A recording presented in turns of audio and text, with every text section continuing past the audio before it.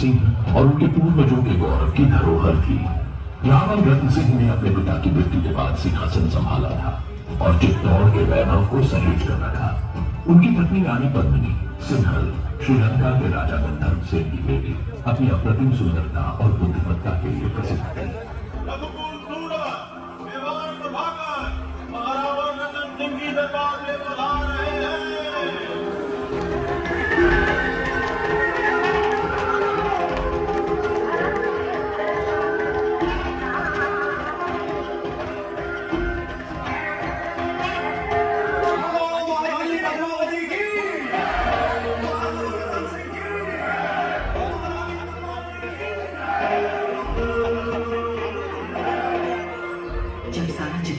पद्मावती की जय जयकार से गूंज रहा था।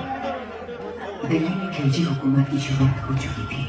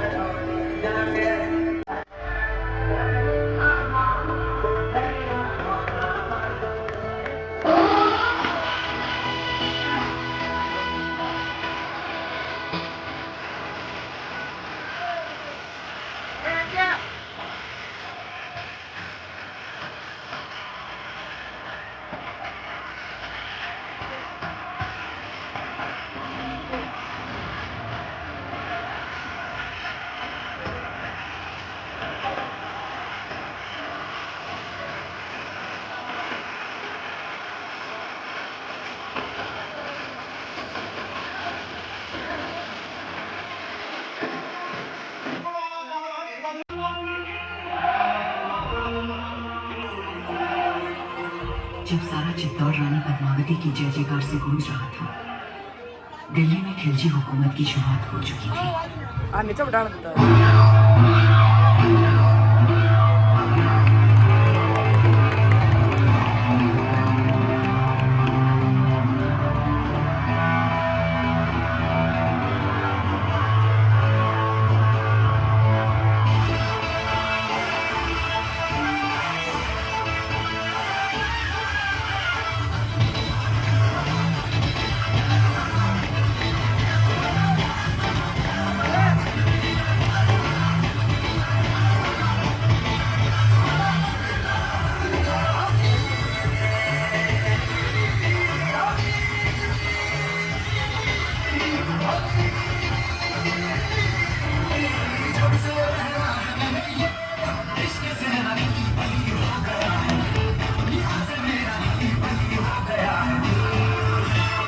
चित्तौड़ की गाथा में राघव चेतन का नाम एक ताल डाल दिया। एक बार जब उसने रानी पद्मिनी की सुंदरता को देख लिया तो उसकी आंखों में लोभ झलक उठा। क्षमा कीजिए राजकुमार, मैंने आपको कुछ समझा, विश्वास किया, जन्नत समझकर माथे पर लगाया, पर आपको जन्नत से निपटा साफ। ओस्मान सर, अगर हम चाहें तो इसी बात आपका सर कुचल सकते हैं, पर हमारे सुनो के ले जाइए इन्हें कारावास में, काल कोठरी का देना, इनकी आंखों को शर्म सिखा देगा। क्षमा करें राघव साहब, आप कुछ कहना चाहते हैं? जिसकी मिट्टी में मिलावट हो जाए उसे मिट्टी से दूर कर देना ही अच्छा। इनके अपराध की एक ही सजा हो सकती है, देश निकाला। हम रानी साहब की सोच से सहमत हैं। हमारी मिट्टी में मिलावट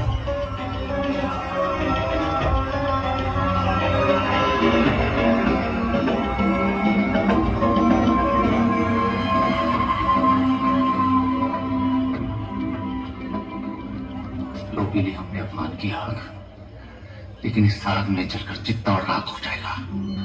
राघव चेतन ने दिल्ली के सुल्तान अलाउद्दीन खिलजी को भड़काया और बताया कि चित्तौड़ की रानी पद्मिनी संसार की सबसे सुंदर महिला है। अलाउद्दीन, जो पहले ही साम्राज्यवादी था और अपने विजय अभियानों के लिए जाना जाता था, इस बात को सुनकर लालच से भर गया। उसने पद्मिनी को पाने का निश्चय किया। 28 जनवरी 1303 को अलाउद्दीन खिलजी ने अपनी विशाल सेना के साथ चित्तौड़ पर हमला किया। किले की ऊंची दीवारें और रणनीतिक स्थिति ने दुश्मन के लिए इसे अभेद्य बना दिया। अलाउद्दीन ने किले को घेर लिया और महीनों तक दुर्ग पर पत्थरों और आग के गोले फेंके जाते रहे। दुर्ग के भीतर राशन समाप्त हो रहा था और सैनिक थक चुके थे। अलाउद्दीन ने कूटनीति का सहारा लिया और रावल रत्न सिंह को संदेश भेजा कि वह केवल रानी पद्मिनी को देखना चाहता है।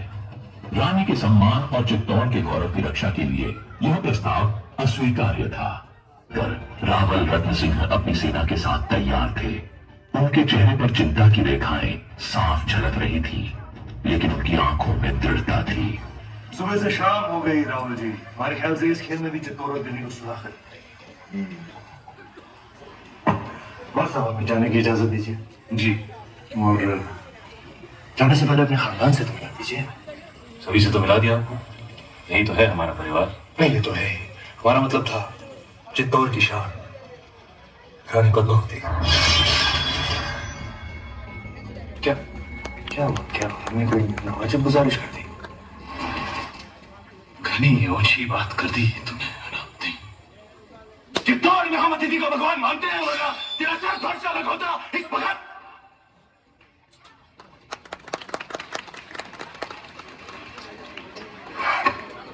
लेकिन मंत्रियों की सलाह और रणनीति के तहत यह तय हुआ कि पद्मिनी का प्रतिबिंब जल में दिखाकर सुल्तान की मांग पूरी की जाएगी।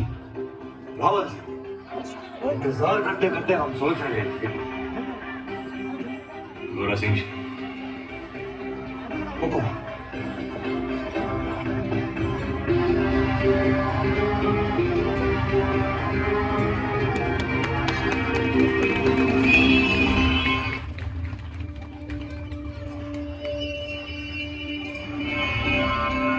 जब अलाउद्दीन ने पद्मिनी का प्रतिबिंब देखा तो वह और भी अधिक लोभ से भर गया। उसने रावल रत्न सिंह को छल से बंदी बना लिया और शर्त रखी कि यदि पद्मिनी उसे सौंप दी जाए तो वह रत्न सिंह को रिहा कर देगा। चित्तौड़ की रानी ने अपनी बुद्धिमत्ता से योजना बनाई। उन्होंने अलाउद्दीन को संदेश भेजा कि वह रत्न सिंह की रिहाई के बाद स्वयं सुल्तान के पास आएंगी। अल्लाह का हुक्म, ये वही तलवार है जिसने मेवाड़ और राजपूती मान की रक्षा का जिम्मा लिया था, पर आपने तो स्वयं वहां जाने का निर्णय ले लिया, सर झुका दिया हमारा। लीजिए तलवार और काट दीजिए सर। रावल साहब को वापस लाने का यही एक रास्ता है।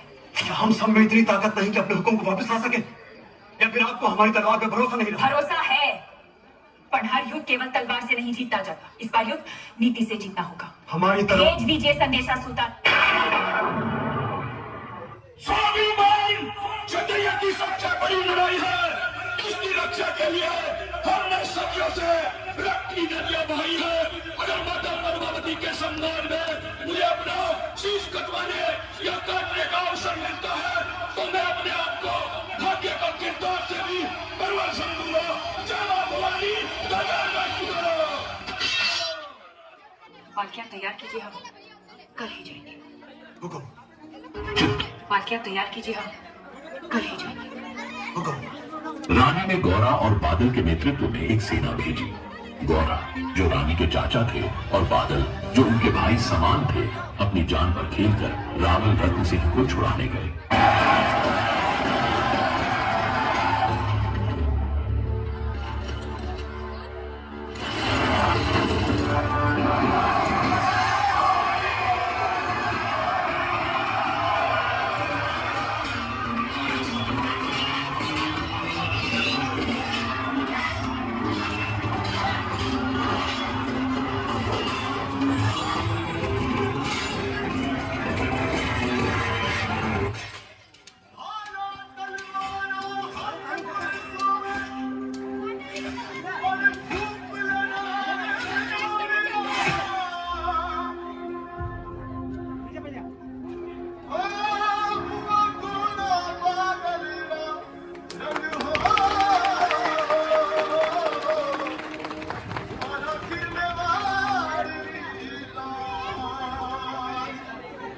इस युद्ध में गौरा और बादल वीर गति को प्राप्त हुए।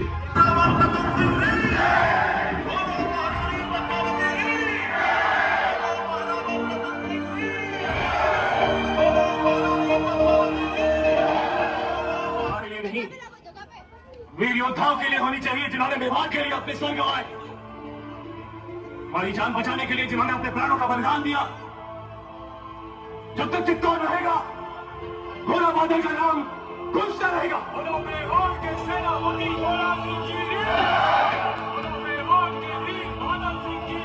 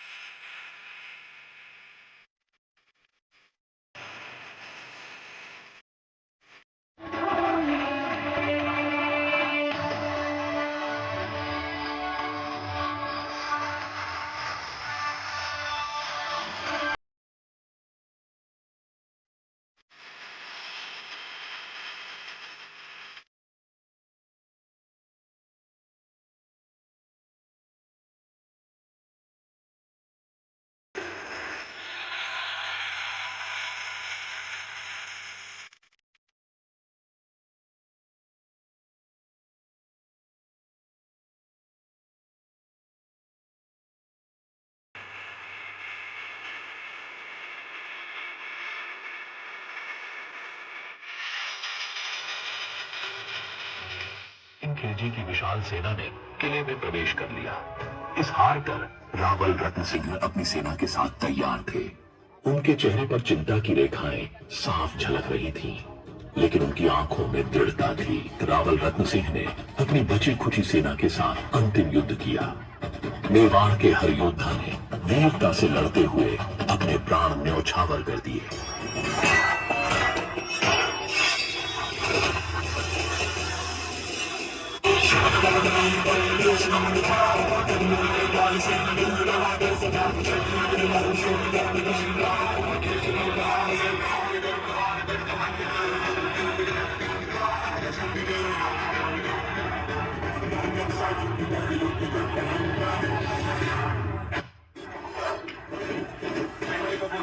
ये जंग के उसूलों के खिलाफ है।